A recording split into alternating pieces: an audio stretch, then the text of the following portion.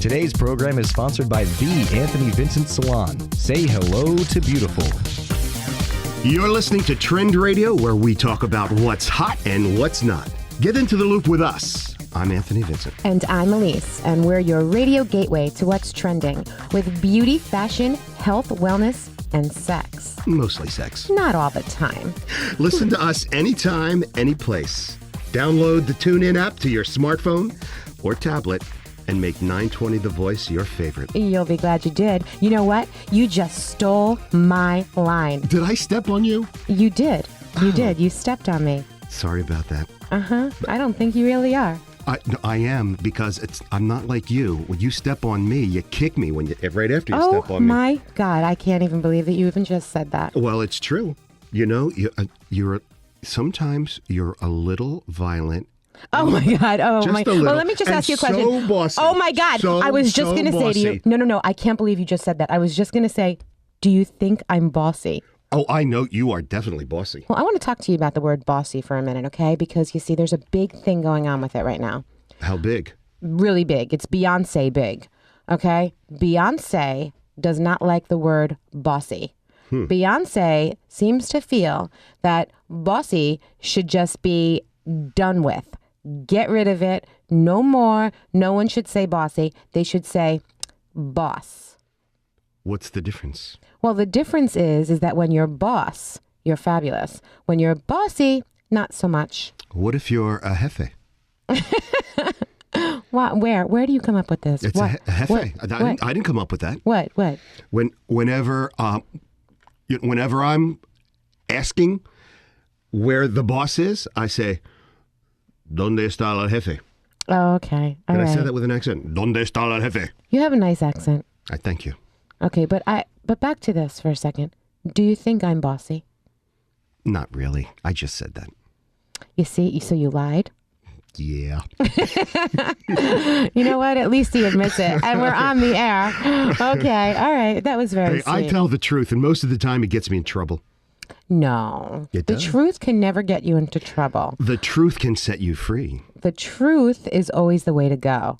But sometimes some of your truths might not be so good. My truths have an angle or kind of a swing to them. Okay, well, when you swing, when you tell the truth, that means you're lying. That's the lie. That's not good. Well, anyway, let's go back to boss and bossy. Alrighty. And So- Beyonce. Okay, yes, Beyonce. And the reason I brought that up is because, and this is very important for all of you ladies out there. That you know who the boss is. And Oh, yeah, okay. Everybody, Anthony freaking Vincent's the boss, okay? All right, are you happy? hey, you're not the boss of me. But you tell everybody that I am. Okay, this is for women from the woman who knows women. Who's and that? that's she's from Harper's Bazaar, Leandra Medine. Oh, Leandra. Yeah, I'd love that name. Isn't it pretty? It's beautiful, yes. Okay, there are 15 things that she thinks that you should have. Are we going to go Okay. through all 15 of them? I have to. Okay. They're all fabulous. I'll make it fast, I swear. Okay. Now, and this is what a woman needs to be a boss, or just what a woman... no, what a woman needs. End of story. Is there a question about what a woman should need?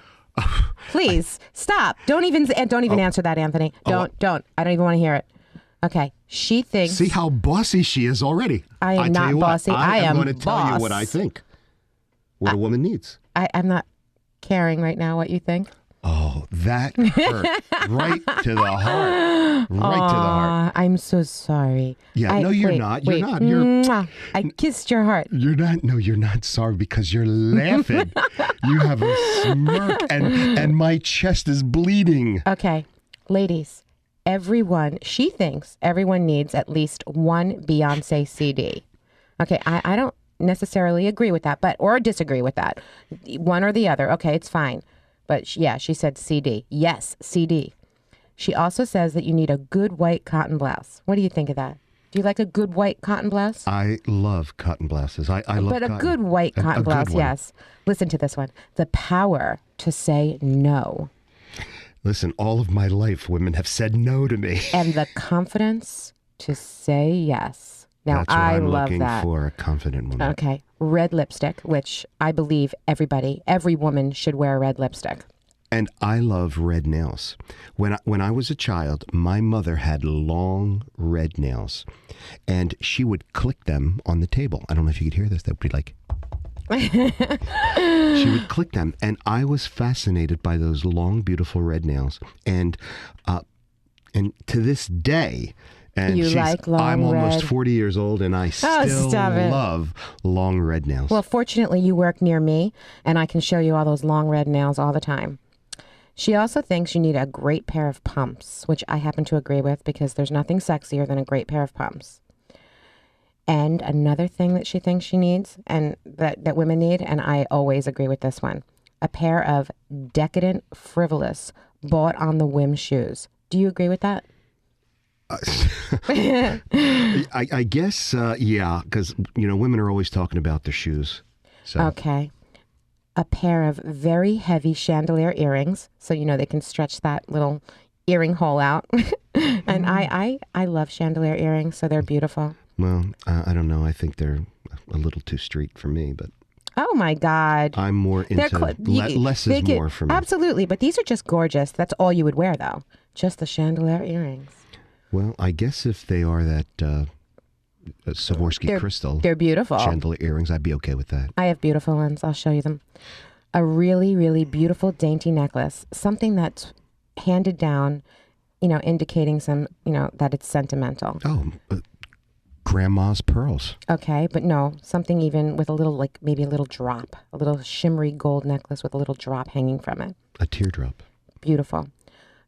She thinks every woman should have sincerity, which I agree with. I absolutely agree with that. A trench coat, because there's nothing like wearing a trench coat and nothing else. A well-rated blow dryer, which I know you believe in. Absolutely. And a diffuser. Mm-hmm. A notebook or an iPhone memo or any place to put your dreams. And you need this, reliable mascara. But here's my favorite one. A pair of balls that belong to a man who didn't deserve to keep them. That is just wrong. That's what she thinks. And she She's- says for more, I don't check like her out name anymore. manrepeller.com. Oh, wait a minute. Did you check out this website, Man Repeller? I did not yet. Oh, we got to check it out because I believe that some of these things that women do turn off men, make them run away. So maybe this would be Well, this will great... be something for us to chat about. We're going to look into that. And we're going our to get next back show, to everybody. We are going to talk about manrepeller.com. Fabulous. I'm Anthony Vincent of Anthony Vincent Salon. Time for another fun and fabulous beauty tip with our tip chick. And here she is. Got lashes? Come and get them. Thick, full, and flirty. Individual plumes introduced to your own. No need for anything else. Bat away. Say hello to beautiful. Email us now from AnthonyVincentSalon.com. Remember, for the 150,000 hairs on your head, there's only one choice. Call us now at 609-448-2212. You'll be glad you did. And we're back. And Anthony, tell me about a cool down? Yes. Well, sweat is a lubricant. Yes, it is. New research confirms that women who hit the gym have a better time in bed. Oh, really? Mm-hmm. Really? And why is that? Well, in a study from the University of Texas, women with a low sex drive who worked out regularly reported a higher sexual desire. Really? That is very interesting news. It is, especially when they had sex right after a workout. Oh, I guess, their heart's already pumped. It's just getting pumped more. Well, it's Literally. That, well, it's that hot, sweaty, salty sex. Salty sex. Yeah. It seems as though that this exercise, that the exercise improves genital blood flow Really? for guys and girls. Okay, then. Well, this is really good news for everybody out there. So hit the gym, people. Especially, we have a lot to talk about. And I'm so glad that you brought this up because this is, you know what? You have to stop sliding those papers over here because I get confused sometimes with this. Got a lot of air in between my Well, going to the gym is somewhat of an addictive behavior. It is addictive, yes. And there's a lot of addictive behaviors out there. Yes, there are. And, a glad- big one is alcoholism, and Everybody knows that. caffeine and drugs, things like that, eating Working out. disorders. Working but out. bodybuilding and exercise Bodybuilding, yes. is definitely a big addiction. Yeah, but there are some addictions that are much more fun than others. Well, you know what? I don't think any addiction is necessarily fun, but, well, I guess it can be. It depends, I guess, for the person. But there's, sex and porn and all kinds of different fetishes that can be really addictive. Yeah, especially with the porn. Now, you know what a porn buddy is, don't you? I don't have one. No? Well, I'm going to tell you about a porn buddy. Okay. You see, each buddy has his own stash of porn. And it's usually in the closet or under the bed. Now, what happens is that, let's say you're in a car accident, you walk across the street, and you get hit by a bus. Your porn buddy has previously exchanged keys with you. So they can hide your porn so nobody finds you out. No. What happens is they go to your house and they take your porn. Take your porn. Before your parents or your girlford or your wife that's gets what I'm there. saying. So they could hide it. They hide it. And this has kind of a dual effect. Number one, you're saving the dignity of your porn buddy. But you also get an opportunity to view. Do double your porn collection. Oh, so you're taking it even though the guy is hanging out? I mean, what happens when he gets better and he wants his porn back? Well, it's a terrible... No, Are you going to give it back? This is only it... Wait a minute, I'm not anybody's porn buddy. This is only if your porn buddy dies or gets killed. Oh my God forbid. I can't even talk about this anymore. All right, guys, we're going to talk about sexual addiction. Okay? Sexual addiction. All right, we're getting serious now. Yes. I can tell by her face. I have a serious face. It's progressive intimacy disorder characterized by compulsive sexual thoughts and acts. Wait, that is most guys. Oh my gosh. Sex addiction as a term emerged in the mid-70s when members of AA tried to apply the 12-step program for sexual recovery. Can you believe that? There was many groups were started in this era. Sex and Love Addicts, Sex Addicts Anonymous, and get this, Sexaholics Anonymous, just to name a few. Did you know that? Were you part of that? I was not part of that. But I'll tell you, I would think the Sex Anonymous meetings would be a great place to pick up women. Oh, can't you be serious? There's no, sexual addiction. I'm very serious. The American Society of Addiction and Medicine issued a public statement in 2011, just recently, just a few years ago, on August 15th, as a matter of fact, defining all addiction, including sexual addiction, in terms of brain changes. This is serious. Addiction is a primary chronic disease of brain reward, motivation, memory, and related circuitry. Do you realize that?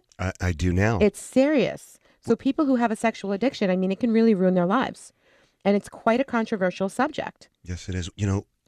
Our show is so informative, Elise. You just do a wonderful job. And so do you. Thank you so much. Listen, it's believed that some people people become addicted to sex in the same way as drugs or alcohol. Did you know that? Yeah, I did.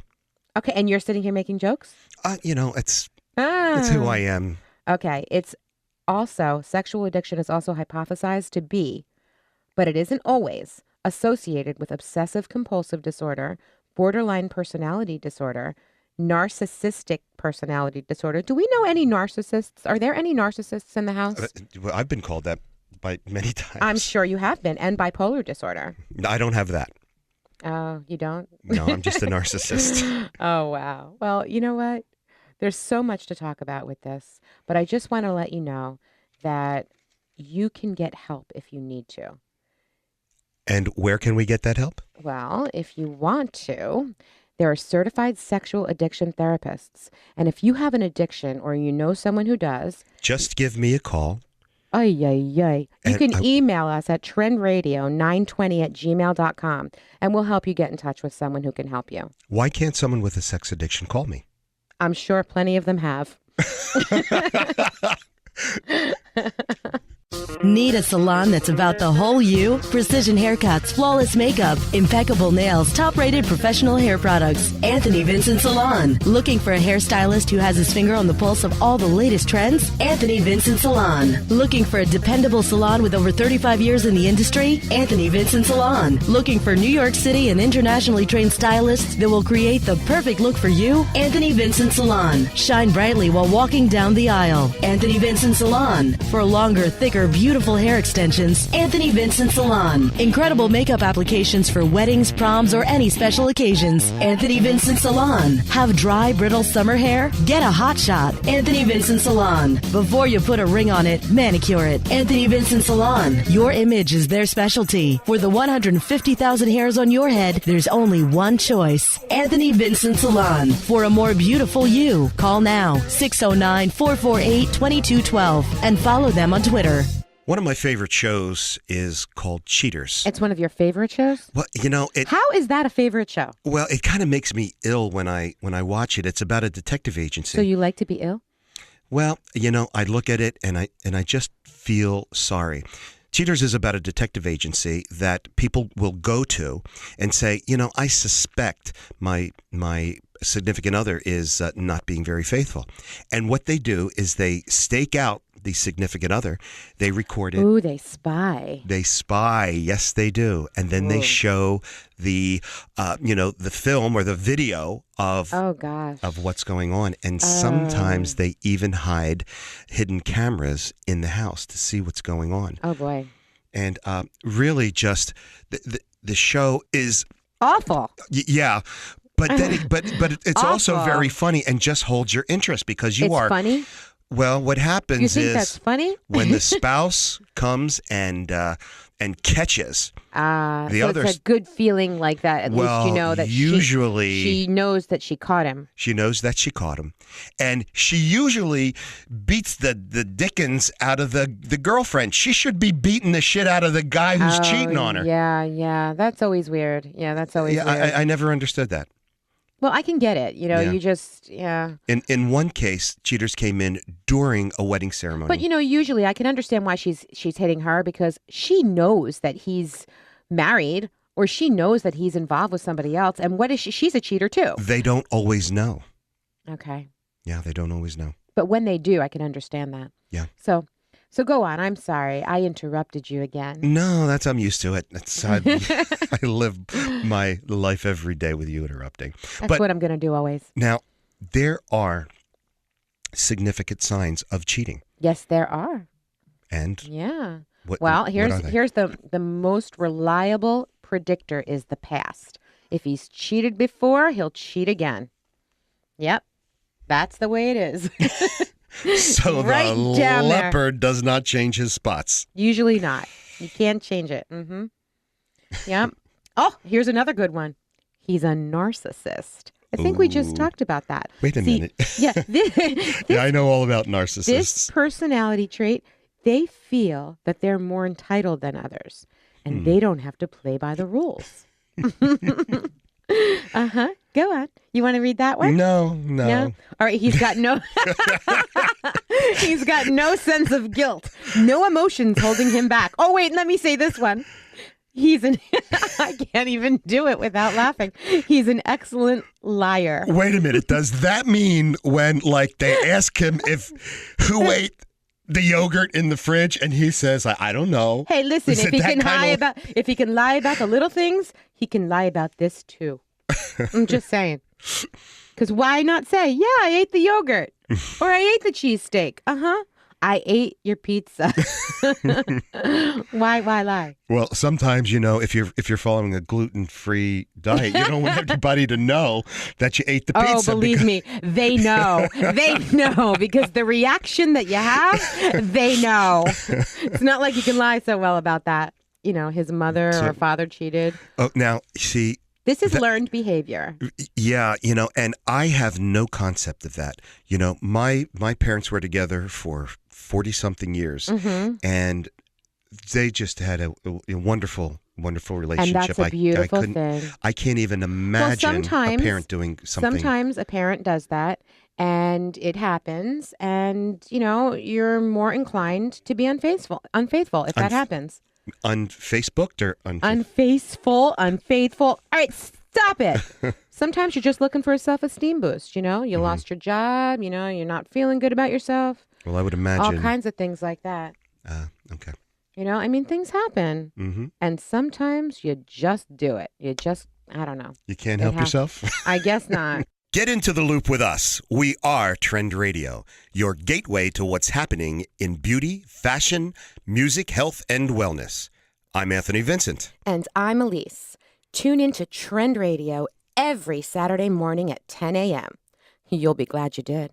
And now, Stephen Molinelli and Kevin Ryan, the purveyors of wealth management.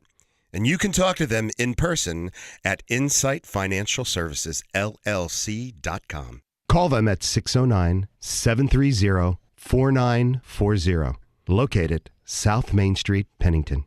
Hey, guys. Hey, Elise. How are you? Hello, Anthony. I was wondering if you could share some stories with us today about some people that you've helped. And don't give me any names. We don't want to hear any names. Oh, No, there's been all of our stories. clients are named John and Jane Doe. Perfect. Yeah. Let's hear it. So we have all Does in our book of clients. Well, we were talking about how in another program we were talking about how we work with women in transition. So certainly through divorce or even employment separation or from being widowed. We had an interesting client though that came in one time who was married to a gentleman who had made a significant amount of money, and in the divorce, she was probably not going to be able to, and certainly not going to be able to continue living the lifestyle that she was accustomed to at this point. So we had to really try to give her the facts, and that was a little hard. Some people don't want to really. And she wasn't ready to take the truth as far as what she was going to be able to expend.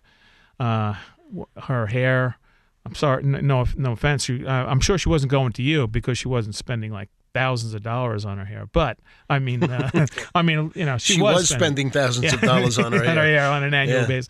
But certainly, that, her nails, some of these things that she was doing every week was really not probably going to happen anymore. Right, Steve? That's traumatic because most of you know or have heard that one of the biggest contributors to stress is change. And certainly a divorce is traumatic and it's stressful, and even I know they're never a good situation, but even when there's not a lot of acrimony, it's a major change in people's lives, and there's a lot of scarring as a result of that. There's also a lot of anger that can develop. And when you're losing things like maybe you can't belong to this country club, or maybe you can't take as many vacations, or you have to kind of cut down on things that you like to do, it's just the reality. And while Kevin and I would love to be able to say, oh, don't worry about it, everything is fine, you're going to continue to live happily ever after, and you'll have all of the same money that you did. That's not the case, and we're not getting paid to tell people what they want to hear. We're getting paid to tell people the truth, and to advise them along those lines. But we've got involved with some cases as well where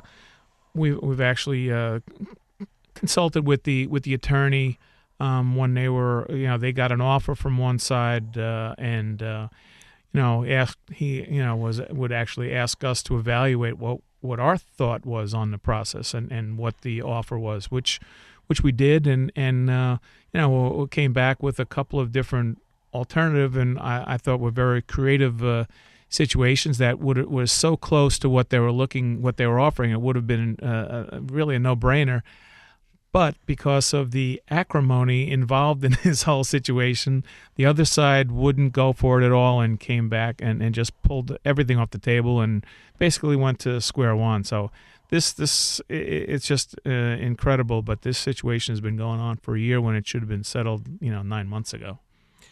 We can look back and just looking at other situations that maybe we haven't even taken a hand in or contributed to. We hear all sorts of stories. Friends of ours have been divorced, and I know we're kind of focusing on divorce situations here, but there are other situations as well, not only pertaining to divorce, but people doing a lot of different types of planning. We've helped people. We've guided people who are looking to start businesses. The recession that hit a long time ago displaced lots and lots of people, and a lot of people had to learn how to reinvent themselves. So there could be a tendency in a situation like that to start to grasp for straws. Well, I've got to do something. I've got to do something. I've got to do something. And I think we've prevented a lot of people from hurting themselves by getting them to slow down, take their time, look at their entire financial situation. In many instances, say, look, you have to be diligent about looking for something else to do, but you don't have to worry about it if you haven't found something by next week or the next month. So we've guided people. We've actually helped them research, in some instances, different franchising opportunities, or probed and find out what their passions are. And you'd be surprised how people have changed their the way they make their living.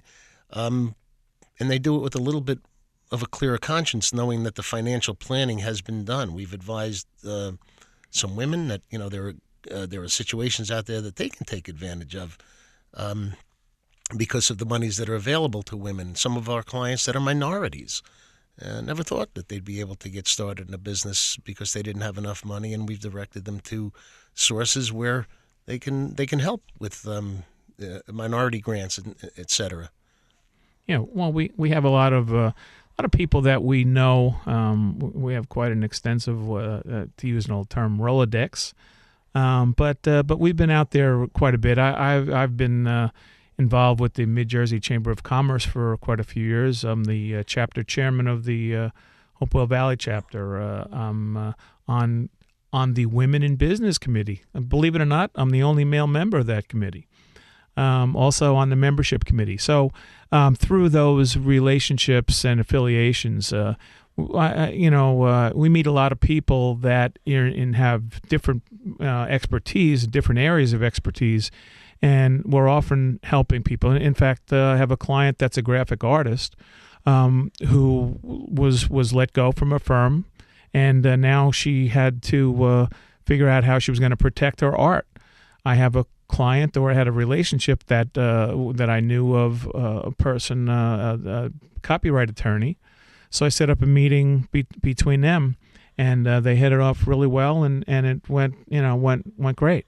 So I was able to make the introduction. I went with her on that meeting, and it went really well. My client was very comfortable. The attorney was great, and as a matter of fact, I've developed. The attorney's become a client of mine, so it worked out really well. But that's all these things. You like to see them coming back to you, and really it does. When changes occur in people's lives, and again, we'll just go back to the divorce thing, or someone losing a spouse. Trust becomes the biggest factor, and in a relationship with a financial advisor and with a client, trust is the biggest thing. We always say that we're very happy when someone gives us the opportunity, not to necessarily become a client, because we hope that that's going to happen if there's a good fit, but we're very appreciative of being given the opportunity to earn someone's trust on a continual basis. And without trust, all the expertise in the world won't mean a thing. We have a very soft hand. We love our clients. If we don't love our clients, we figure out a way to get them to not be our clients anymore in a very good way and soft hand. But the most important thing is trust. And without that, all of the other things will not work out very well. So if you have an interest in giving us a call and coming in and just having a conversation, a cup of coffee, and maybe after work a glass of wine, come in and talk to us. We're located at 65 South Main Street in Pennington, and you can reach us 609-730-4940. The opinions voiced on this program are for general information only and are not intended to provide specific advice or recommendations for any individual. To determine which investments may be appropriate for you, consult with your attorney, accountant, and financial advisor or tax advisor prior to investing. Securities are offered through LPL Financial, member FINRA, SIPC. We are in the studio here today with a very cool guy and the coolest bicycle I have ever seen in my life. Oh, it is so cool. Yeah, it's called a recumbent bike. Yes, and our guest today who brought this beautiful bike in is Lawrence Bonilla from Jersey Benz LLC, 1637 Highway 33 in lovely Hamilton Square, 08690. info@jerseybenz.com, and you can reach Lawrence at 609-647-1824. Lawrence, what is a recumbent bike? I'm looking at it and it's cool. And So cool. And I've never seen anything like it. Well, good morning, guys. Good morning. Good morning. Thank you for coming today, and thank you for bringing this bike. Oh, yeah. I was so excited. I was sitting on it. It's so much fun. Well, I knew you guys would love it if you actually saw one and could sit on one. And thank you for inviting me. I appreciate that very much because my whole purpose in selling these bikes is to really provide something that people normally don't see or have the ability to or know about. And this gives me an opportunity to get it out, get the word out there, and to show you what it is. And All talk right. about it. So what is it? What is it? Okay. Basically, a recumbent bike, let's go to the definition of recumbent. A recumbent is a bike that reclines. In other words, the person, not the bike reclines, you recline, which means basically you're lying down or you're in a reclined position. And this is what a recumbent bike is. It's a bike that is reclining in the sense of how you are positioned on the bike. Now, in that reclined position, there are certain health benefits to that. Oh, many health benefits. The primary benefits have to do with your back, for back support. And I'll talk about that in a little bit about how I got into it, because That was going to be my next question, Right. how you got involved Exactly. with these. So the basic health issues are normally when people come to the store or call me up, they go through their litany of what their ailments are. But it usually boils down to your back, your neck, and your wrists. These are the three major pressure points. Your wrists? Your wrists. Because if you think about when you're riding on a normal bike, you are leaning forward and you're putting weight Right. on your wrists on the handlebar. So people who have carpal tunnel syndrome or have had injuries to their wrists, have some arthritis, they find that very difficult because they don't want to put any weight on their hands or wrists. So what a recumbent does, it takes the positioning of the handlebars is such that there's no weight on your wrists. So it's your back, your neck, and your wrists. The other one is your butt also, because there's so much weight on your butt. And we can talk about that a little bit later also. Sure. But those are the major benefits of a recumbent bike. The seat looks like a mini Barco lounger. It looks very, very comfortable. I have to say, it is so didn't you? comfortable. Yeah, I wish that we weren't actually in the studio because I would like to take this for a spin. So comfortable. I didn't want to get up. Well, that's the neat thing about recumbent bikes is the fact that you can sit on a recumbent bike and you are like sitting in a recliner at home. Exactly. And, it is. And here you can actually have all the health benefits of bicycling and not having any pressure or pain as a result of your sitting on a bike. So you could literally ride this bike all day and get off the bike, and you might be huffing and puffing because you're out of breath or out of shape, but you're not. The bike itself does not make you sore. Does it put any kind of strain on your legs as you're pedaling? Not really. The difference in powering a recumbent bike versus powering a vertical bike, we call it vertical or standard bike, is that in a regular bike, you are in a vertical position. So all your weight is going down to the pedals, and you're literally pedaling the bike from a standing position or a sitting position, but putting weight down. The recumbent bike, you're not being able to do that because you're not standing up or you're not putting weight down on the pedals. So the way you get your power is by, in the reclined position, you are pushing out with your legs and you're pushing out and you're pushing into the back of the seat. So what you're doing literally is just pushing with your legs And the muscle groups you're using are your quads and your abs. So, because you're pushing into the seat, and that's how you get your power.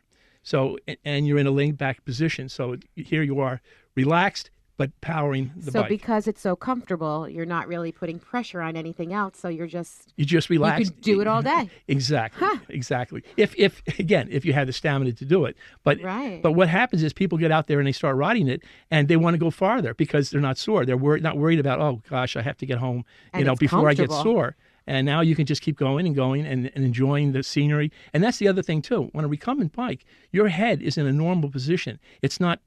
If you think about when you're riding on a regular bicycle, you lean forward, your head has to tilt up so that you can, look ahead of you. With recumbent, you're literally sitting in a normal position, so you can look in any direction without, raising your head up or down. You just look sideways or forward. So, I can't imagine why anybody would want to ride any other bike. Well, when you ask me about the history of bikes, I'll tell you why. We're going to ask why we are riding regular standard bikes versus riding recumbent bikes. Now, Larry, you are the country's leading expert on recumbent bikes. No. Tell us. No. Tell us. Don't be shy. Not You're really. on Trend Radio here today. But tell us how you got started with recumbent bikes. Good question. What happened was when I was in my 20s, I started developing low back pain. I had a little scoliosis, and so my back muscles were never perfectly stable.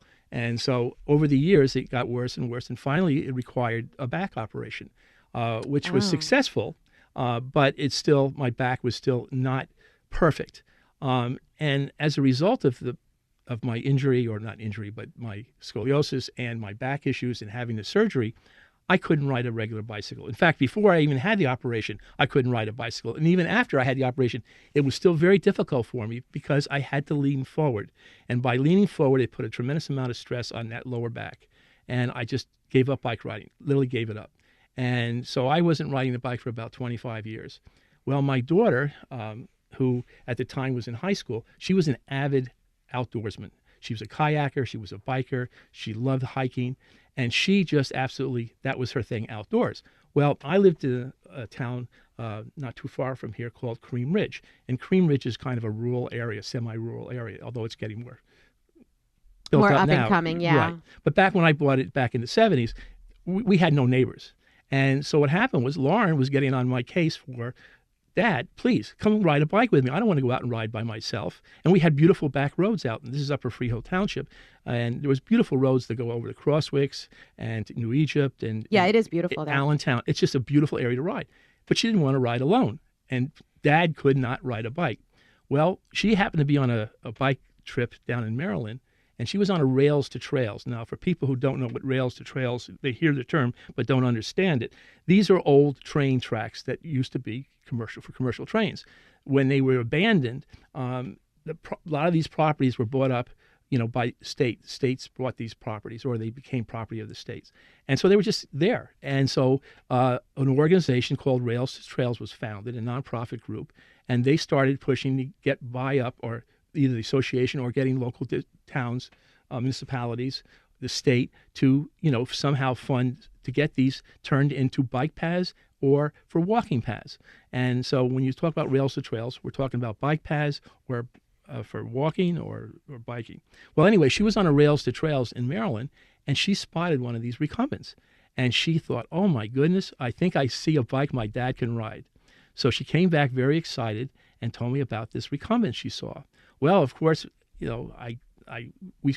is back in 1998, so we did have the internet. So I started researching recumbents, and I said, well, I think these might be something that I could actually ride.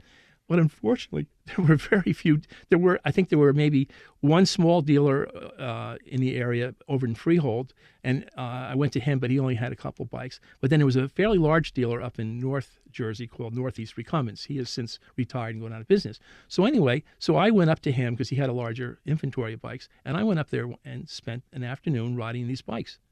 And I realized that, yes, I could get on a bike and I could ride it, and I could get off the bike, and I wasn't sore. And spend time with your daughter. And spend time with my daughter.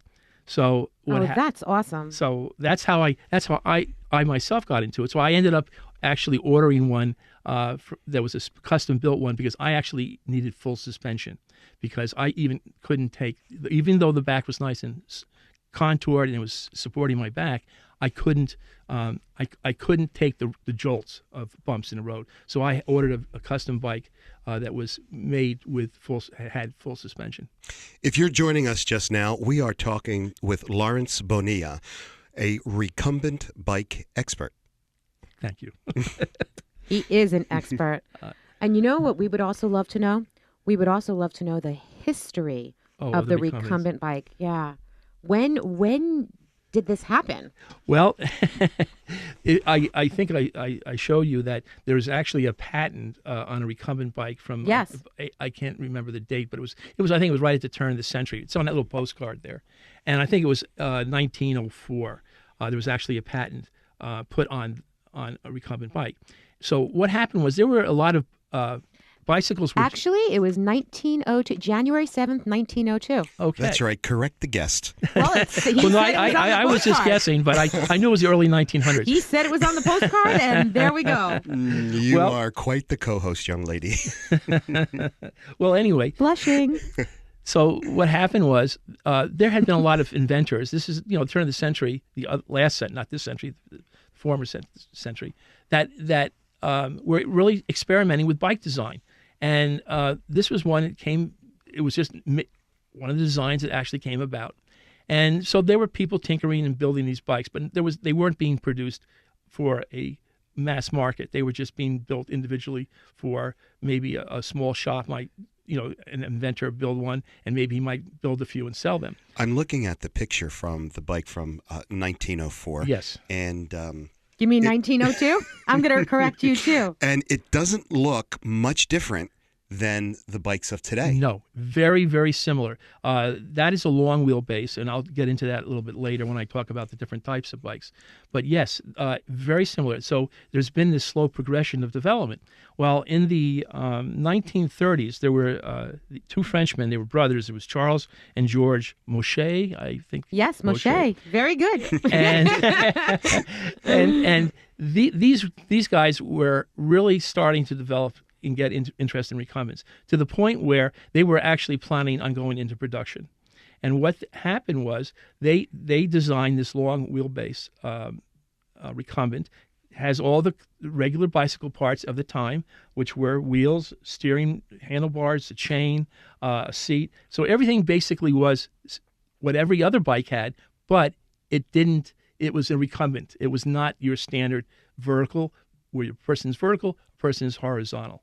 So anyway, so I think it was George Mochet. They built a prototype and they tested it, and they saw that it really performed very well.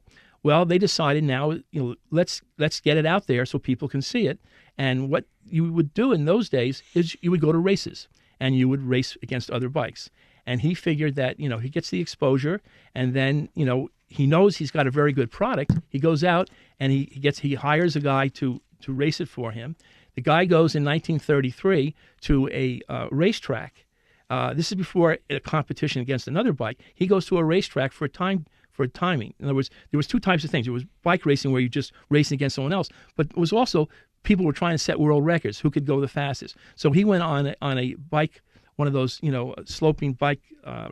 I don't know, trails, maybe? Not a trail. No. It's like the wooden floor. It was like a round where, like in the Olympics where you race around. Okay, I forget what you call them. So he goes there and he rides this fellow he hired, rides the bike, and lo and behold, he's setting world records. He sets a world record for, I think it was, for keeping an average speed of about 28 miles per hour over about 27 kilometers. So he set a world record. Now people are starting to get are noticing these things and say, wow, that's a fast bike. Well, it was people looking at it and say, wow, that's a funny looking bike. And even to this day, people look at it and say, boy, that's a funny looking bike. And they are, but it's just because you're not used to seeing it. But it's so comfortable. So what happened was he then decided now it's time to take it in a competitive race. So his rider takes it to a race in France in 1934. And lo and behold, of course, he beats everyone. And everybody now is really taking notice. But of course, you can understand there were people saying, foul, foul. This is not a bike. And of course, he makes the point. Of course, it's a bike, and every part is a regular bike. There's nothing that's different other than the design of the bike itself. And so he goes off and he wins this race. Well, of course, everyone is now saying foul, foul.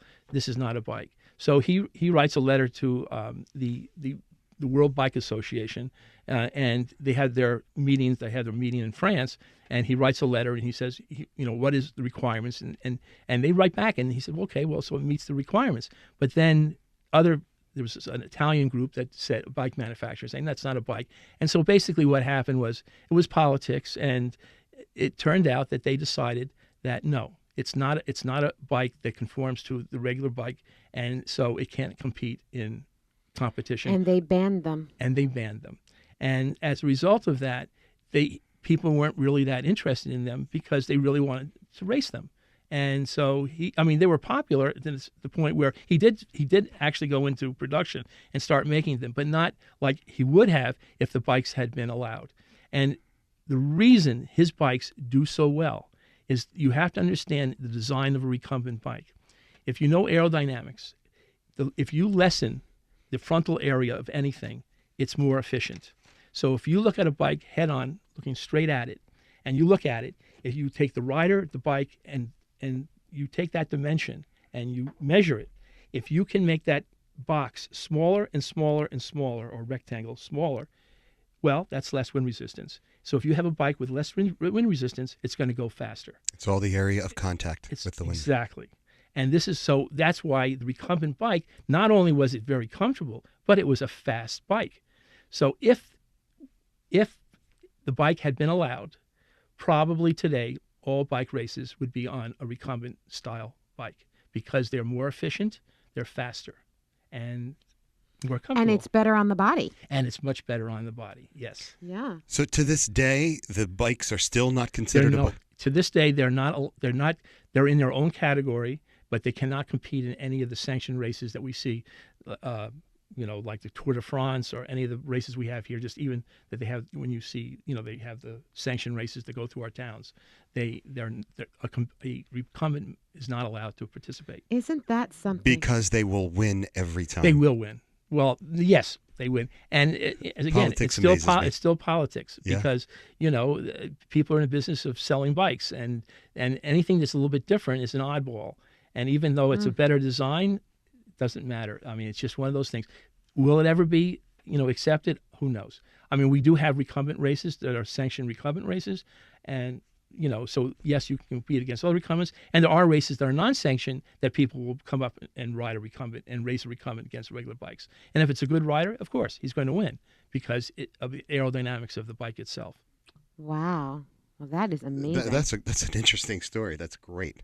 Yeah. That was really awesome. So anybody who's listening right now, we are here with Lawrence Bonilla of Jersey Benz. And you should definitely give him a call at 609-647-1824. He is a wealth of information here. And also has a bunch of really cool-looking bikes that I'm sure you have never seen bikes like this before. I can't wait. I want to ride them. Can you tell us about this bike? All right. Let me. We have a bike in the studio here today. We have here, this is my bike that I originally bought in 1998. And this is a full suspension, short wheelbase bike. Now, what I mean by short wheelbase is that we basically have two types. The short wheelbase has a wheelbase. That means from the center of the wheel in the front to the center of the wheel in the rear is going to be up to about 43 inches. Anything 43 or less, we call a short wheelbase. If it's over 43 inches, we call it a long wheelbase. Long wheelbase bikes are long. That's what they call them, long. The wheel is out in the front. If you notice on this bike, the wheel is actually underneath the bike, so you're riding above the wheel. The advantage to a short wheelbase bike is they're very maneuverable because the turning radius is much shorter. So people who ride the bikes by the shore or on busy bike paths find them more maneuverable because you can get around people and people with their baby carriages, things like that, because you can you can turn it very quickly. Anyway, so this is a short wheelbase bike. It has full suspension. As you can see, the seat is like no other seat on a bicycle. It's a cushioned seat.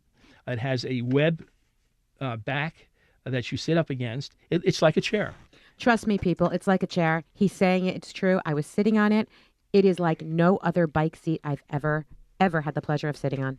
So here we have this wonderful bike that you have a reclined position, so you get the back support. You can see that the handlebars are right kind of in front of you. There's different. This is what we call over-seat steering, where the handlebars are up. We have something else called under-seat steering, where the steering is down alongside you.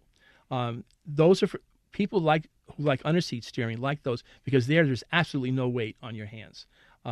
This one, you have a little bit of weight because you're just hanging your... Is there a difference with the balance with both of those? With the one that's just underneath? A little bit, yes. There's a little bit, but not a lot. It's just like everything. There's a learning curve to riding a bike, right? And learning curves on recumbents are definitely longer than a normal bike. So, yes, there is a little bit of difference, but it's not a negative difference. It's just a little bit. It takes a little bit longer to get used to it. Okay. And it said this is a short wheelbase. It has all the same components as a regular bike. You can have all different speeds, different gearing for the bike. This particular bike actually has 63 speeds. It has an internal gear in the back, which is very nice. It's internal, and then it has a regular derailleur, and then this is the derailleur up in the front, just like a regular bike. Everything is as a standard bike, other than the design of the frame itself is different. Right. Now, these bikes are very, very customized, from Yes. what I understand. Yes. Well, the customized is that when I get people coming into the shop to test ride bikes, and by the way, I have to say that you really have, if you're interested in a recumbent bike, you really have to come ride them, because everyone is different and every bike is different, and you really don't know what's going to make you comfortable until you sit on one and you come there with the expectation, I'll sit on one or two and I'll find my bike. Usually what happens is they come and they'll ride 5 or 6 bikes, and each bike has to be adjusted for each person. You have to adjust the seat angle, you have to adjust the distance to the handlebars, you have to adjust the distance of your pedals out in the front, so that everything works together to give you the most benefit from the bike. And the interesting thing is that I know that your bike is for you. Right. And that's made for you. And yet I was sitting on it and it was extremely comfortable, and so I was excited right then and there. Right. So I can just imagine what the others would be like. Yeah, well, as I said, everyone is a little bit different. Right now, this is a 2-wheeled recumbent. Right now, the biggest sellers are the trikes. Now, I was going to ask about the trikes. I started selling those about 6 years ago, and the market for trikes has exploded. The reason is that baby boomers are now getting older, and they want to continue they're really into exercise. And what the trike does is it allows you the ability that you're not going to fall over. That's these bikes, the regular recumbents, it's a 2-wheeled bike. Right. And some people, as you get older, have balance issues. Well, here you can now actually ride a bike, the trike, without having to worry about falling over. See, Anthony, that would be perfect for you. I did not realize that the recumbent bikes came in a 2-wheel. This is the first 2-wheel. I've seen the trikes right. all over the place, and I always slow down to watch them, and I wondered how that under the seat steering worked, because I see them, their arms are down at their side. Yes, that's correct. And as I said, because they're at your sides, again, it makes it easier on your body, especially if you have wrist problems. And that's the one thing I'd really like to point out today, is that when you come in as a customer and I am going to work with you to find a bike, I am concentrating on your ailments, if you have ailments. Now, I have a lot of people who buy the bikes who have no problems whatsoever, but the majority of people do. And so I will take time to modify the bike to your needs. Some people might have no strength on their left hand, so I'll put all the controls on the right hand, on the handlebar. Some people need special heel supports because their feet fall off. So if they have issues with their feet or muscular problems, we can adapt the bike for those individual needs. And that's really, really important, isn't it, Lawrence? Because you have these issues. These bikes are built just for you. So you're actually building the bike there? Well, no, I'm not building it, but I have all There's these different adjustments. models. So each bike has its own little idiosyncrasies, but you can adjust every little thing on different And just- models to whatever that Make person it to whatever, needs. yeah, okay. And that's why the person needs to get out and ride the bike. We'll make the adjustments. Then they'll ride another one, and they'll do side-by-side comparisons. And they'll say, oh, you know what? I like this one a little bit better because it's not as sore on my butt. Or I like the positioning of the pedals because some pedals are higher, some pedals are lower. And so there's so many little, as I said, these little idiosyncrasies that take time. And that's one of the reasons that there's very few recumbent dealers in the area. I mean, when I'm talking area, I'm talking the Pennsylvania, New York, New Jersey area, is because it takes an enormous amount of time to spend with a customer to adjust to each bike, and you're out there for hours and hours. It's a lot of time. And that's why everyone should come and see you over at Jersey Benz, right here in our own backyard, Hamilton Square. And do you want to give that the phone number and the website for Lawrence? Absolutely. You can call him, Lawrence, that is, at 609-647-1824, or you can go to info@jerseybenz.com. Yep, you'll be glad you did. Absolutely. Lawrence, tell us more about why we should come and try out these bikes, and if we're going to make a purchase, why we should purchase it from you. Well, like I was saying before, because there's so much customization. When I say custom, I don't mean we're adding other parts, which we do sometimes, but it's basically fitting you to the bike. And so, because, as I said, almost like a good Italian tailor would tailor right. a suit to. Almost like that, but just not quite like that. Yes. So each bike is adjusted for you, and even the person will come back a week later, bring his bike back so we can tweak it a little bit. So by coming to a dealer to buy one, you have that opportunity to deal with someone. I work through Economy Bicycle Shop. That's where I own the recumbent business, but I sell my bikes through Charlie Swope, who owns Economy Bike. I sell my bikes through his bike shop. He's the mechanic. He's an incredibly good mechanic. So he builds the bikes. He adjusts the bikes for the customers. And of course, I adjust the bikes also when I'm with the customer. But we work together. And as I said, these bikes, everyone has to be adjusted for each person, whatever their needs might be. I'm a special education teacher, so I'm really into special needs, and I'm really very sympathetic and understanding when people come in with some very severe, disabilities, and they want to be able to go out there and ride a bike. There's nothing more gratifying for me is to have a person come who hasn't been able to do anything for their whole life, and all of a sudden can go out and ride a bike. I'm talking specifically like the trikes, because they don't tip over. What a beautiful thing. And to see them ride down that little side street where I use as a test track, they come back and with the biggest smile on their faces. And that's my biggest, my biggest thrill when I do, see customers who actually are so happy with discovering a recumbent bike. That's wonderful. Oh, that is so wonderful. Elise, you were actually sitting on this bike. And yes, I keep talking about how I was sitting on this bike. And tell us a little bit about how it felt compared to a regular bike. It was just awesome. It was comfortable. I felt like I was reclining in a little chair. I mean, it was just amazing. I wanted to just take off, but I know that we were in the studio and that was impossible. Well, you've been listening to Trend Radio, and we have been with the incomparable Lawrence Bonilla from Jersey Benz in Hamilton Square, right here in our own backyard. You really need to visit him. Give him a call at 609-647-1824 and try one of these bikes. Take a look at them. Ask him questions. The man is very, very approachable. He will answer all your questions, and you will wind up with probably the best bike you've ever owned in your life. Call him today. You'll be glad you did. Well, thank you, guys. I really appreciate you having me in here today. It was a pleasure having you, Lawrence. You've been listening to Trend Radio, where we talk about what's hot and what's not every Saturday morning at 10 a.m. Listen to us anytime, any place. Download the TuneIn Radio app to your smartphone or tablet and make 920 The Voice your favorite. If you have a topic of interest that you want us to talk about, or you'd like to be a guest on our show, email us now, trendradio920@gmail.com. You'll be glad you did. Oh, wait a minute, you say that. I usually do. You'll be glad you did. You will be glad you did. I'm Anthony Vincent. And I'm Elise. We'll talk to you next week. Bye for now.